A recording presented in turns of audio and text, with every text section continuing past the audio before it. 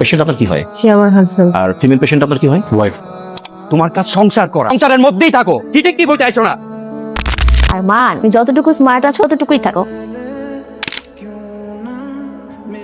আপনার হাজবেন্ডকে আমরা বাঁচাতে পারলাম না।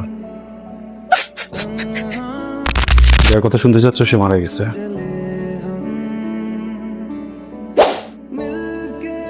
আমার যেতে ইচ্ছে করছে না, ইচ্ছে করছে এই ভ্যাকেশনটা যদি আনতে হবে আরো কিছু। আজকে আমরা না যাই, ঠিক আছে? যাও না, কি করবো? ওরেন মিটিং করে গেছে। আরে দূর। মেহেরিন নামে একটা পেশেন্ট আসছে মনে হয়, অ্যাডমিট হয়েছে এখানে। একটু ডিটেলে বলুন। আমার কাছে ফোন আসছিল একটা অ্যাক্সিডেন্ট কেস। ও হ্যাঁ, উনি তো এখন আইসিইউতে আছেন। 48 ঘন্টার আগে কিছু বলা যাচ্ছে না। অ্যাক্সিডেন্ট হয়েছে কিভাবে? সেটা তো আমি বলতে পারবো না। বেরিতে আরো একজন ছিল। পেশেন্ট কি হয় আপনার? আমার ওয়াইফ। কে ছিল সাথে জানেন? সাজিদ হায়দার। ওখানে ওনার ওয়াইফ বসেন। Serious consequence of traumatic brain injury. অ্যাক্সিডেন্টের কারণে ব্রেনের উপর একটা ফোর্সফুল ইম্প্যাক্ট পড়ছে। দুজনের অবস্থা একটু ক্রিটিক্যাল। ইন্টারনাল রিং এর কারণে অক্সিজেনের লেকেন্সি হয়ে গেছে। ব্রেনেও কিছুটা ড্যামেজ হয়েছে। মনে করছি যে 8 ঘন্টা বা 72 ঘন্টার পরে কিছু হতে পারবো। পেশেন্ট আপনার কি হয়? সে আমার হাজবেন্ড। ফিমেল পেশেন্ট আপনার কি হয়? ওয়াইফ। তো আপনারা এগুলো পরিচিত, আমি ফ্যামিলি ফ্রেন্ডস। জি, ফ্যামিলি ফ্রেন্ডস। চাই বাকি আপডেট আপনাদেরকে ডিউটি ডাক্তারে দিয়ে দিবে। কি অবস্থা ওর? আইসিইউতে 20 ঘন্টা অবজারভেশন থাকবে। ব্রেন হ্যামারেজ হতে পারে। কিছুই বুঝতে পারলাম না। বাবা মা মরে যাওয়ার পর আর আমি একজন সাপোর্ট হয়েছিল। ওর কিছু হয়ে কোথায় যাবো, কার কাছে যাবো? তুমি ওর সাথে ছিলে না? অফিস কলিগ ছিলেন। গাড়িকে চালাতেছিল কাটা কই? আইসিইউতে মালিয়ারিনে চলে গেল। প্রেগন্যান্সি লাস্ট স্টেজ, সময় স্ট্রেস নেবার কথা। আমিও সেটাই চিন্তা করতেছি। এখানে তো আমাদের কেউ নাই। তুমি কি একবার সামলাতে পারবা? একটা না একটা কিছু হবে। আপনি কি জানতেন ওয়াইফ যেখানে ছিল? সরি, ওয়াইফ যেখানে ছিল আপনি জানতেন? অফিসিয়াল মিটিং এ বাইরে যাবে জানতাম, কার সাথে যাবে এটা জানতাম না। আপনি জানতেন? সাজিদ তো কখনো আমাকে জানানোর প্রয়োজন বোধই করেনি। হ্যাঁ, জানতাম যে আসলে যোগাযোগ হবে, যোগাযোগটা ওর ইচ্ছে হবে। মেহেরিন সুলতান আপনার ওয়াইফ? জি। সাজিদ হায়দার হাজবেন্ড। আচ্ছা, ওনারা কি কোনো অফিসিয়াল ট্যুরে এসেছিলেন? জি। অফিসিয়াল ট্যুরে নাকি ঘুরতে যাওয়া জানি না, কিন্তু অ্যাক্সিডেন্টের সময় একসাথে ছিল, এতটুকু জানতে পেরেছি। আচ্ছা, বুঝতে পেরেছি। এখানে ওনাদের পার্সোনাল জিনিসপত্র আছে। এটা আপনার আর এটা আপনার।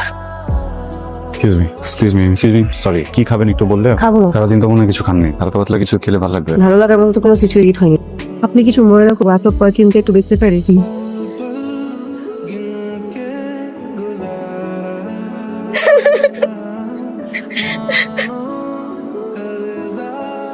আজকে প্রোগ্রাম ছিল না? প্রোগ্রাম তো ডেইলি থাকে, এটা নতুন কি? শার্টটা একটা ডিফারেন্ট পারফরমেন্স স্মেল পাচ্ছি।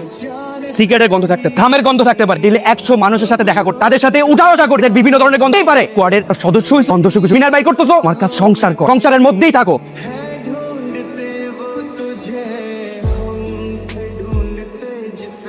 আপনার হাজবেন্ডের ফুল নাম কি জানতে পারি? সাজিদ হায়দার। এনআইডি কপিটা থাকলে আমাকে একটু পাঠানো যাবে? দিচ্ছি। সাজিদ, এবার ছাড়ো তো, ভালো লাগতেছে। আমাকে রেডি হইতে দাও। I am always ready. Sajid, তুমি কি করছো এগুলো? ভিডিও কেন করতেছো? আমার অসুস্থ লাগছে। ভিডিও বন্ধ করো। তোমার ফোনের পাসওয়ার্ডটা বলো। পাসওয়ার্ড দখলে দেখি। সমস্যা মুখে বলো। ফোন করবা? দেখলি আমি কাউকে ফোন করার জন্য হাতে নেইনি। ছাড়া হাজবেন্ডের মোবাইল প্রতি মাসে একবার করে হলো চেক করা উচিত, হলে সংসার ভালো থাকে। প্রাইভেসি? হাজবেন্ড ওয়াইফের মধ্যে কিসের প্রাইভেসি? ওকে পয়েন্ট। ওয়াইফ যদি মাসে একবার হাজবেন্ড করতে, সেই হিসেবে হাজবেন্ডও তো অ্যাটলিস্ট মাসে ওয়াইফের ফোন একবার চেক করতে পারে। আর man, don't try to be over smart. যতটুকু স্মার্ট আছে ততটুকুই থাকো, থেকে বেশি হইতে হবে না। ভনিতা না করে পড়টা বলো। মেহেরিন, পাসওয়ার্ড। আরে বাবা, এটাই আমার পাসওয়ার্ড। তুমি এত কিউট কেন? মেহেরিন, আমি আসলে বুঝি না আমার কি করা উচিত। তোমার বাঁচার জন্য ওয়া করা, ওটাকে মরার জন্য মরে গেলে অবশ্য ভালো, ঘৃণাটা আর করতে হবে না। যেন এই পৃথিবীতে সে মানুষকে ঘৃণা করা থেকে কঠিন।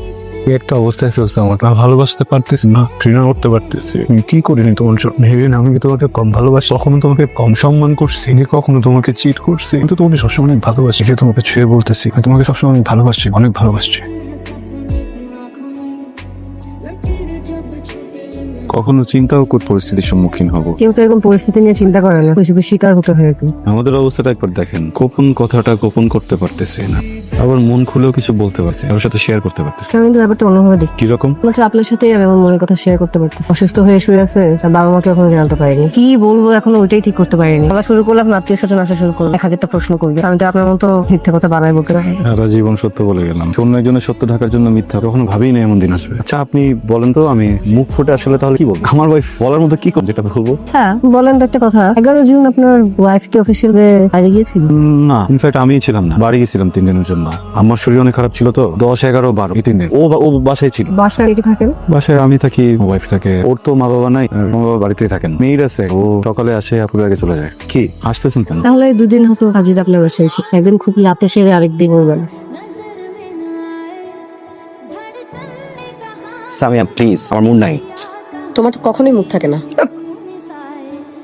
তোমাকে কতবার সিগারেট ধরাবা না? আমার বেডরুম, আমি সিগারেট ধরাই না কি করে সেটা আমার ব্যাপার। এক্সকিউজ মি, বেডরুমটা তোমার একার না, এটা আমার বেডরুম। আমি তোমাকে এতবার বলছি যে আমার প্রবলেম হয়, তোমার বেডরুমে কেন জ্বালাতে হবে? কারণ তোমার মুড, আমার ঘুমের মুডটা তো নষ্ট করে। আমি সারা দিন কাজ করে আর পরে এসে কি তোমার পিছনে বসে থাকবো? আমি কি একটা সুইচ অন অফ করলে আর অন হয়ে গেল? সাজিদ, আমরা হাজবেন্ড ওয়াইফ, চাহিদা থাকতে পারে না? হ্যাঁ, একটা রিলেশনশিপে স্পর্শটা অনেক গুরুত্বপূর্ণ, আমাকে বুঝাতে হবে। আরে তো সারাক্ষণ চিৎকার হয়েছে কি তোমার? এখন তো ছুঁয়েও দেখো না। হ্যাঁ, চিপকা থাকতাম তখন, নতুন নতুন সবাই চিপকায় থাকে, আমাদের মধ্যে একটা কেমিস্ট্রি ছিল। এখন না, আমি তোমাকে করি না, কি করবো এখন আমি? একটা রিলেশনশিপে কি অ্যাট্রাকশনই সবকিছু নয়? ফিলিংস, ভালোবাসা বলতে কিছু না। না নাই।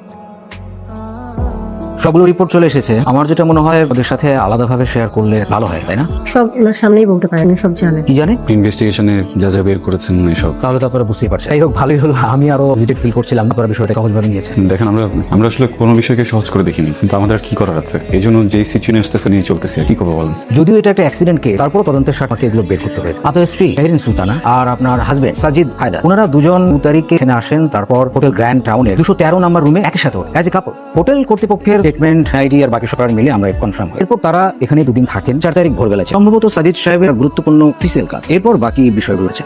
অ্যাক্সিডেন্টের কারণটা কি? মানে গাড়ি কন্ট্রোল হারিয়ে ফেলে, কন্ট্রোল করার মতো অবস্থায় ছিল। মেহেরিন রাঙ্ক। জি, ডোপ টেস্টে ওনার ব্লাডে অতিরিক্ত অ্যালকোহল পাওয়া গিয়েছে।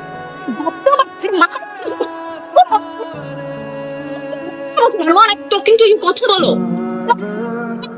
কোনোদিনও মত বানা হুয়া দিবা না নি বানা মত গিলা আসছো কুত্তেই নাকি ছিলাম না, কিন্তু তুমি ভয় কিছু আর ওয়াদা ভাঙ আবার সরি বল সরি মাই ভালোবাসি এর জন্য মারতে পারতে একটা মাতার সাথে আমি সংসার করব। আমি আর তোমার সাথে সংসার করব না। আর মানে আমি আমার বাপের বাড়ি চলে যাব। তুমি তোমার মত নিয়েই থাকো। আরে তুমি আমার দরজা থেকে আম্মা, আমি একটা মাতার সাথে সংসার করতে পারবো না। আমি জীবন কথা আমি শুনো।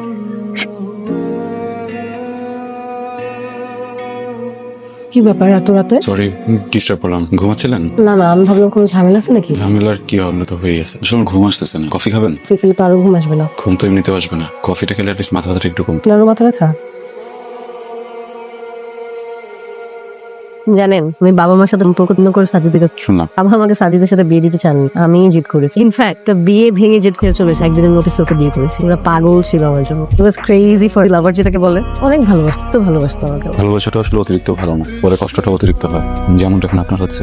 হয়তো আমি না বিশ্বাসই করতে পারছি না যে এমন একটা কাজ করতে পারে। কদিন ধরে নিজে দিয়েই যাচ্ছি যে মানুষ পরিবর্তনশীল, যেটা হয়তো ব্যতিক্রম কিছু না। ও হয়তো চেঞ্জ হয়ে গেছে। যে চেঞ্জ হলো, আমি তো চেঞ্জ হইনি। আমার অ্যারেঞ্জ ম্যারেজ। ব্যবসা করতাম তো, এই অন এন্ড অফ ব্যবসা হতো, আবার কখনো হতো না। মা বাবা মেহরিনকে পছন্দ করে নিয়ে আসতে বিয়ে দিলেন। বিয়ের পর অবশ্য ব্যবসাটা ভালোই, মেহরিনও এটা জব করতো, সব মিলে ভালোই ছিলাম। প্রবলেম হলো, আমি তো খুব সাধারণ মানুষ। অসাধারণ বলে আমার ভিতরে একটু নাই। ভালোবাসি, অনেক ভালোবাসলেও ঘটানো বলা হয় না, এক্সপ্রেসিভ না। কিন্তু কেউ যদি ঠিকমতো আমার চোখে তাকায়, আমার ফিলিংস গুলো বুঝতে পারবে। আমার আবেগ, মেহরিনের প্রতি আমার ভালোবাসা, এগুলো সবকিছু বোঝা যায়। এখনো ভালোবাসেন?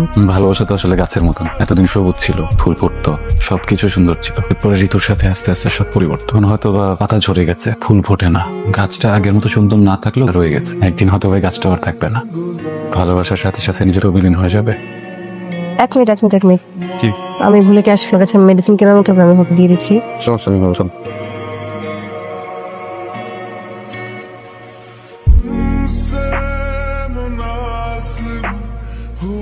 আপনাকে আজকে অনেক ফ্রেশ লাগছে। তাই কি করলেন ঢাকায়? ঘুমিয়েছি, টাকা পয়সার ব্যবস্থা করে আসলাম। আপনি কি কর্মবিষ করেন?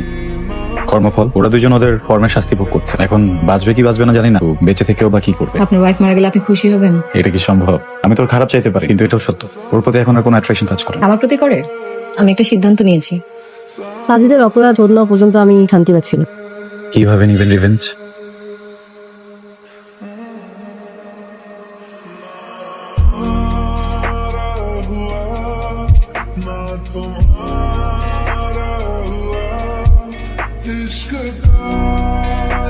সরি, আমি সেটা করা ঠিক ইচ্ছে। আমারও তাই মনে হচ্ছে। আপনার হাজবেন্ডের শারীরিক অবস্থা খুব খারাপ, হাসপাতালে চলে আসুন। ও miss Samiha, we are extremely sorry, আপনার হাজবেন্ডকে আমরা বাঁচালাম না।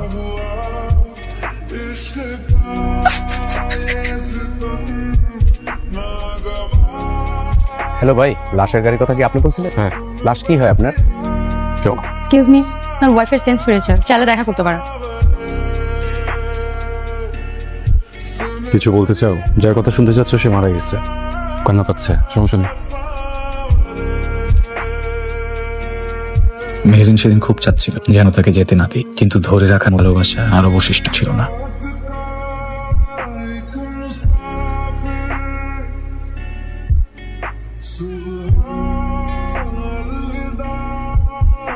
জীবন মাঝে মাঝে অদ্ভুত। হ্যাঁ তবুও সামনে এগিয়ে যেতে হয়।